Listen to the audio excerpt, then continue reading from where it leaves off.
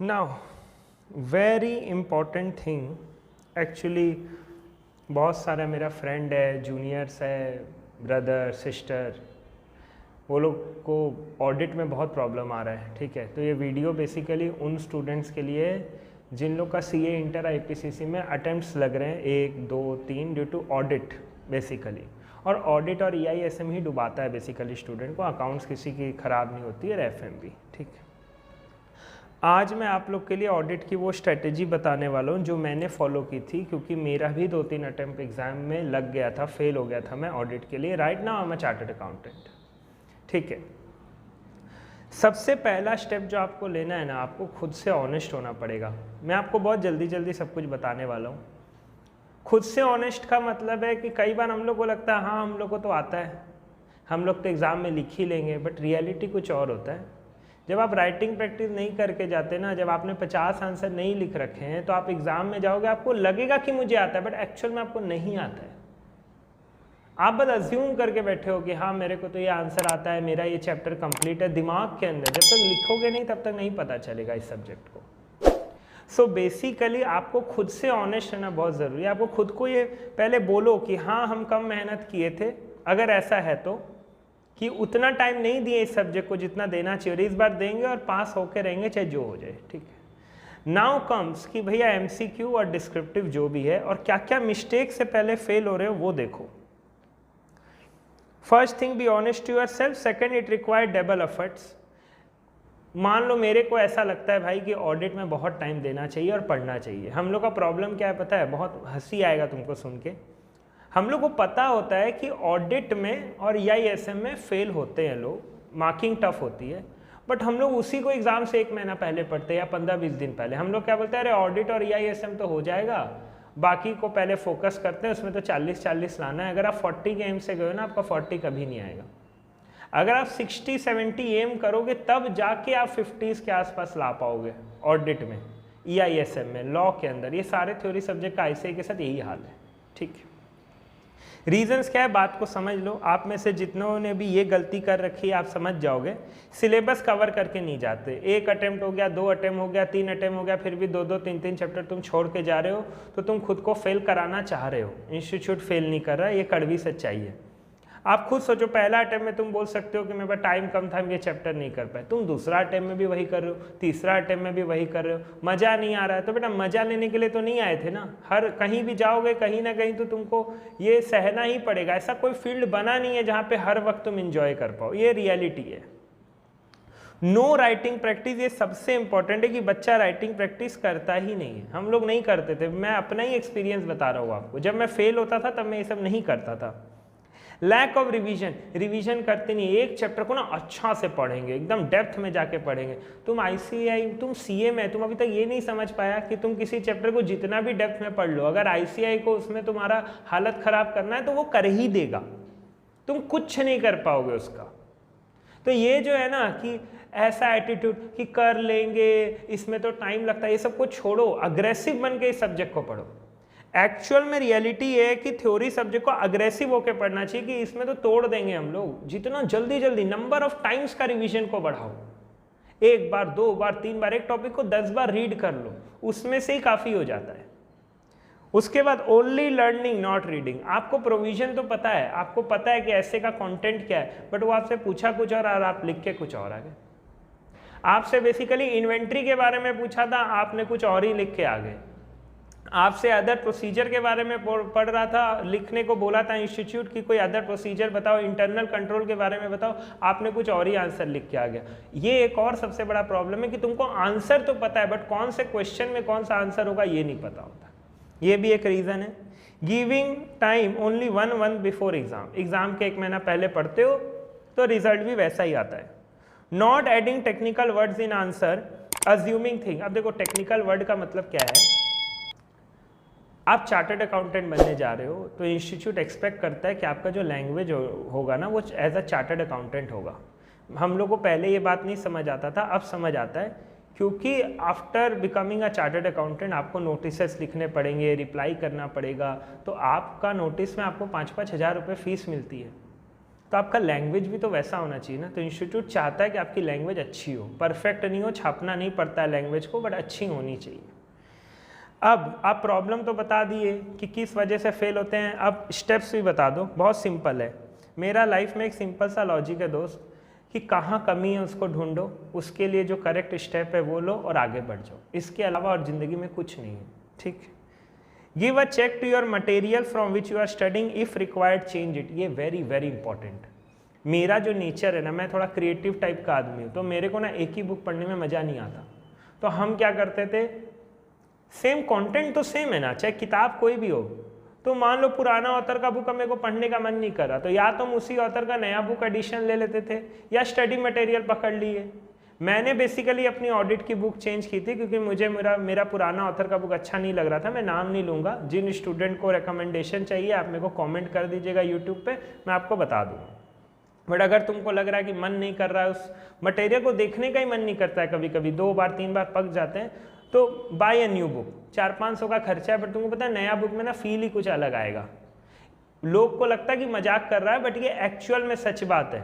जिस दिन नया शर्ट पैंट पहन के घर से निकलते हैं ना, उस दिन एटीट्यूड ही कुछ अलग होता है। तो नया किताब को पढ़ने का भी मन ज़्यादा करता है, ये सच है, कोई मानता नहीं है वो बात अलग है। Cover full syllabus strategically. Cover full syllabus strategically का मतलब क्या है, मैं ये बात समझता हूँ कि मान लो कुछ चैप्टर नहीं अच्छा लग रहा, कुछ चैप्टर मतलब मन ही नहीं कर रहा है पढ़ने का कि कैसे पढ़े, बट रियलिटी तो ये है कि पढ़ना तो पड़ेगा। रियलिटी यही है कि वो एग्ज़ाम में आ सकता है। तो तुम ये देखो कि तुमको किसी भी चैप्टर को छोड़ के नहीं जाना है। आपका कोई चैप्टर बहुत अच्छे से नहीं किया हुआ, तो आप उस चैप्टर का जो स्टडी मैट के पीछे जो क्वेश्चन दिया रहता है उस चैप्टर का, वो कर लो। पुराना जो प्रैक्टिस मैनुअल है ओल्ड सिलेबस का जो हुआ करता था, अगर वो मिल जाए तो बहुत अच्छी बात है, क्योंकि उसमें क्वेश्चंस काफ़ी रहते थे और क्वेश्चंस आते भी हैं, आप उनसे पढ़ लो। तो एटलीस्ट तुम अपना रिस्क को क्या कर दिया, रिड्यूस कर दिया उस चैप्टर में। अब मान लो तुम एक चैप्टर को बहुत अच्छे से पढ़ के गया और उसमें इंस्टीट्यूट एकदम अलग क्वेश्चन दे दिया, वहाँ भी नंबर कट गया।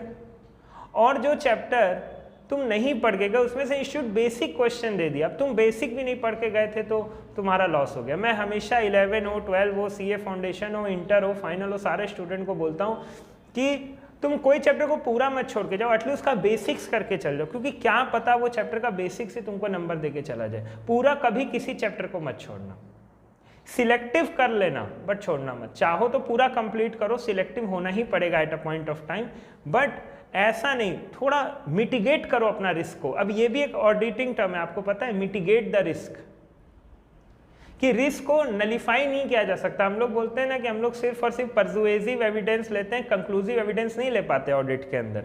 तो वैसे आप रिस्क एलिमिनेट नहीं कर पाओगे, बट आप मिटिगेट जरूर कर सकते हो रिस्क को। कि अगर आप क्या किए, एक टॉपिक है जो आप एक चैप्टर है मान लो जिसमें आपको नहीं पता, आप क्या करो उसका रीडिंग कर लो। अब आप बोलोगे रीडिंग से क्या फ़ायदा होगा, अरे तुम सोच कि तुम सिर्फ उस टॉपिक का रीडिंग क्या तुमको याद नहीं हो रहा, अरे MCQ में आ गया तो लोग MCQ के पीछे पड़ा हुआ है, MCQ के लिए क्या तैयारी करें, अलग अलग किताब खरीद रहा है, फैकल्टी लोग भी बोल रहा है कि मेरा एग्ज़ाम, मेरा ये खरीद लो वो खरीद लो हो जाएगा। MCQ का सिर्फ और सिर्फ एक ही सोल्यूशन है, वो है रीडिंग। इसीलिए एक स्टेप में ये भी लिखा हुआ है कि read the content rather than learning it. अगर आप रीड करते हैं तो आपको पता है आपका माइंड में ऑटोमेटिक लर्न होने लगता है। ये साइंटिफिकली प्रूवन है कि अगर आप किसी चीज़ को बस जानने के लिए पढ़ेंगे तो वो आपको याद हो जाती है। हम लोग सिर्फ रीड करके गए थे, मैं तो बेसिकली बोलूँगा हम लोग नहीं, मैं रीड करता था जानबूझ के 2-3 बार एक चैप्टर को, कि रीड करने से MCQ सॉल्व हो जाता था मेरा। तो MCQ में हमेशा ज़्यादा नंबर आते थे, क्योंकि MCQ में आप रट के तो MCQ ला नहीं पाओगे, एनालाइज करना पड़ेगा आपको। और क्या है, MCQ तो कोई भी लाइन से बना सकता है। तो मान लो तुमने रटा तो सही वो चैप्टर, बट वो लाइन रीड नहीं की थी क्योंकि वो इंपॉर्टेंट क्वेश्चन में नहीं था। अब क्या करोगे? इसलिए reading the chapter, reading the content is very important. अगर आप ठीक से 2-3 बार रीड भी कर लेते हो ना, तो आप ये समझ लेना कि आपका 30 में 20 तो आएगा ही आएगा MCQ के अंदर। तो reading is very very very important. Read the content rather than learning it. Add audit terms such as assertion, response, materiality. Reading करने से आपको पता चल जाएगा कि क्या क्या वर्ड्स होता है जो आंसर में लिखना होता है। Assessing to the response, risk of material misstatement, फिर आपका वो आता है ना as per the financial reporting framework, audit engagement, must comply with the requirement. ये सब भारी भारी वर्ड है, बट आपको ये लगाना पड़ेगा, कोई उपाय नहीं है। जब आप रीड करोगे ना तो आपका ऑटोमेटिक डिक्शनरी में ये सारा वर्ड्स आना शुरू हो जाएगा और आपका आंसर का क्वालिटी बढ़ जाएगा। Exposure to question is utmost important. अब एक चैप्टर पढ़ लिया तुमने, अब उस चैप्टर का जाके क्वेश्चन को सॉल्व करो। स्कैनर से करो, स्टडी मैट का क्वेश्चन ले लो, तुम्हारे टीचर जो मैट दिए वो ले लो। क्वेश्चन का सॉल्विंग बहुत ज़्यादा इंपॉर्टेंट है, क्योंकि मान लो तुमको टॉपिक तो पता है बट यही नहीं पता कि इस क्वेश्चन में ये आंसर लिखना था, तो क्वेश्चन का वेरिएशन को बढ़ाते रहो। जो भी रिपीटर स्टूडेंट है ना, देखो कंटेंट तुम पढ़ के जाता है, कहीं ना कहीं आपको पता है आपका पढ़ाई में प्रॉब्लम नहीं है, आपका एग्जीक्यूशन में प्रॉब्लम आ रहा है। क्योंकि मैं ये नहीं मान सकता कि कोई स्टूडेंट ग्रुप 1 क्लियर करके आया है और वो ऐसे ही आ गया है और एक अटेम्प्ट 2 अटेम्प्ट में वो पढ़ाई नहीं कर रहा। पढ़ाई तुम कर रहे हो बट तुम एग्जीक्यूट नहीं कर पा रहे हो अपने पढ़ाई को। तो बेसिकली तुमको अपना एग्जीक्यूशन पे ध्यान देना है, ठीक है। ज़्यादा से ज़्यादा क्वेश्चन आंसर लिख करके प्रैक्टिस करो। तुमको तुम्हारे लिए वो सबसे ज़्यादा वही इंपॉर्टेंट है, आप लोगों के लिए सबके लिए वही ज़्यादा इंपॉर्टेंट है। अरे मोबाइल उछल गया, कोई बात नहीं। वंस कंप्लीटेड अ चैप्टर और ऐसे write down the appropriate number of answer. जो आपको लगता है उतना आंसर आप लिखे। मैं बोलूँगा 4-5 तो मिनिमम है, नहीं तुमको 100 क्वेश्चन जरूर लिख के जाना एग्जाम से पहले। अब ये करने के लिए क्या चाहिए तुमको पता है, मेरे को एक इंसान ने बहुत अच्छी बात बोली थी कि सीए बनने के लिए हार्ड वर्क इंपॉर्टेंट नहीं होता है, कंसिस्टेंट हार्ड वर्क इंपॉर्टेंट होता है। और मेरा पूरा व्यू पॉइंट बदल दिया था उसने कि हार्ड वर्क इंपॉर्टेंट नहीं है, कंसिस्टेंट हार्ड वर्क इंपॉर्टेंट है। मतलब तुमको एक दिन 8 घंटा पढ़ लो वो नहीं चाहिए, तुमको 4 दिन 2-2 घंटा चाहिए सीए के अंदर, तब तुम रेगुलर टच में रहोगे उस सब्जेक्ट के। और आपको पता है अगर आप ऐसा तैयारी करके जाओगे ना, आप मानो या नहीं मानो, आपको फाइनल्स में भी इसका बहुत बड़ा बेनिफिट मिलेगा। प्लस आप ग्रो कर जाओगे, आपके अंदर एडिटिव्स आ जाएंगे, यू विल क्या बोले ओवरऑल डेवलपमेंट होगा अगर आप ऐसे खुद से मेहनत करके पढ़ोगे तो 1 से 1.5 घंटा डेली दो। और इस सब्जेक्ट को तुम्हारा टाइम चाहिए जो तुम नहीं दे रहे हो। ये सब्जेक्ट को अपना टाइम दीजिए, मटेरियल बदलिए, राइटिंग प्रैक्टिस करिए और ठान लो कि पास करना ही करना है, चाहे कुछ हो जाए। अगर मुझे इसको समराइज़ करना हो जो भी मैंने आपको इस 10-12 मिनटों में बताया कि भाई अपना मटेरियल को चेक करो कि ठीक है कि नहीं है, ठीक है। अच्छा, most important thing, revision notes अपने से बनाओ। मन नहीं लग रहा, आज मान लो पढ़ने का मन नहीं किया, तो क्या क्या कल जो चैप्टर था ना उसका फ्लो चार्ट बना लो, इंस्टीट्यूट का आईपी। अब मान लो कभी कभी ना पढ़ने का मन नहीं करता, तब पता है क्या करना चाहिए, हम लोग क्या करते थे। अब फाइनल में तो कई बार होता है 10-10, 12-12 घंटा पढ़ने के बाद अब मन नहीं करा पढ़ने का, तो उस टाइम क्या करें, टाइम वेस्ट करने को टाइम नहीं है दोस्त, ठीक है। तब क्या करो, एमसीक्यू सॉल्व कर लो इंस्टीट्यूट का जो बुकलेट मटेरियल है। अब उससे होगा क्या, तुम्हारा माइंड ना एप्लीकेटिव माइंड होते जाएगा। इतना देर तक तुम सिर्फ नॉलेज को इनटेक कर रहे थे, अब तुम उसको अप्लाई कर रहे हो, you will start feeling better, plus तुम्हारा सिलेबस भी कवर होते जाएगा। तो जब जब मन नहीं लगे या पढ़ने का मन नहीं करे, एमसीक्यू उठा लो, उसको सॉल्व करने बैठ जाओ। इससे टाइम भी वेस्ट नहीं होगा, सिलेबस भी कवर हो जाएगा और बोरियत भी कम लगेगा। और एक बात जो मेरे एक भैया ने बताई थी, वो भी चार्टर्ड अकाउंटेंट है, ऑडिट का पेपर जब भी देखो ना तो अप्रोच प्रैक्टिकल रखो कि तुम ऑडिटर होता तो तुम उस वक्त क्या करता। लिखने टाइम में ना इंस्टीट्यूट का वर्ड को यूज करो। सुनने में तुमको टफ लग रहा है बट टफ है नहीं। तुम सोचो कि तुम एज अ ऑडिटर उस टाइम क्या करता, और तुमको पता चलेगा कि हाँ कंटेंट में भी कहीं ना कहीं वही लिखा हुआ है, बस तुम नॉर्मल भाषा में बोल रहे हो, इंस्टीट्यूट थोड़ा हाई फाई इंग्लिश में बोल देता है। तो ये कुछ स्टेप्स है कि मटेरियल चेक करो अपना, नंबर ऑफ रिविजन्स को बढ़ाओ, डेली 1 से 1.5 घंटा टाइम दो, आंसर लिखना है, और ये सब कुछ तुमको ही करना है, कोई दूसरा आके नहीं करेगा। आपकी अपनी ज़िंदगी है, आप सक्सेसफुल होंगे तो आपके काम आएगा, ना मेरे काम आएगा, ना किसी और के काम आएगा। ना तो कोई टीचर, ना तो कोई फैकल्टी, ना तो कोई और आदमी आपको पास करा सकता है, आपको सिर्फ और सिर्फ आप खुद पास करा सकते हैं। इसीलिए मेहनत करो, अच्छा से पढ़ो। मेरा ये एक्सपीरियंस था, जब हम फेल हुए थे तो हम ये सारा मेजर्स लिए थे एंड आई रियली पास्ड। उसके बाद मेरे को ऑडिट में कभी कोई प्रॉब्लम नहीं आया। जब जब मैंने ये फॉलो नहीं किया मैं फेल हुआ हूँ, जब जब फॉलो किया तब तब मैं पास हूँ, अच्छे नंबरों से पास हुआ हूँ। ठीक है, तो आप अपना टारगेट लेके जाओ कि मेरे को सारा क्वेश्चन आना चाहिए।